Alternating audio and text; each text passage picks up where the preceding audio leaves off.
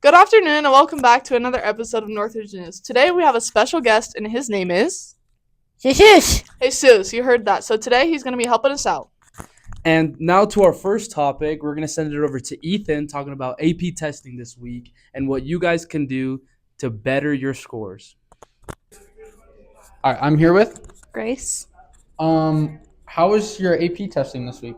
I took my AP Stats exam this morning, and I learned like 2 minutes before I took the exam that there was 4 chapters we hadn't even gone over in class yet. So I think some advice I would give is even if your teacher doesn't go over it, just still look at it, still do your own research. Okay, and what's some advice for the people that are going to be taking it this next couple of days and next week?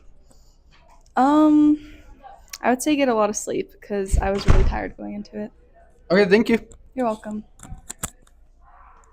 All right, I'm here with. My name's Holden. How did AP testing go for you? It went pretty well.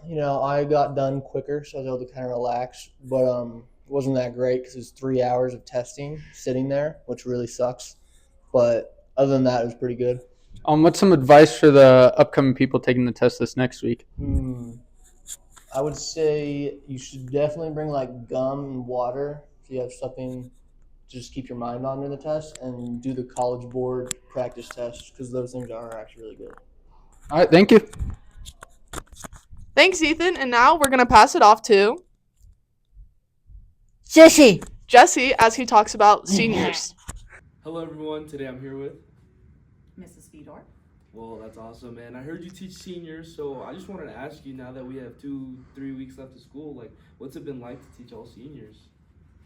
It's been an adventure this semester for sure. This class has some senioritis, but I'm really excited to see my students that I have had since they were freshmen cross that stage here in a couple of weeks. It's a pretty cool thing to be able to see. Well, that's awesome. And any takeaways from teaching seniors, being with them since they were freshmen, stuff like that? It's really cool to see how much they've grown. Some of them were definitely a challenge as freshmen, but it's really cool to see them grow and just be resilient and overcome a lot of things, and I'm really looking forward to seeing what they do in the future. Awesome. Thank you so much. Thank you.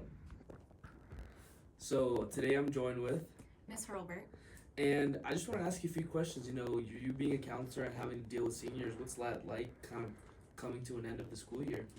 It's very stressful because I know what they all need to do and I can't help them do it besides just encouraging them every day.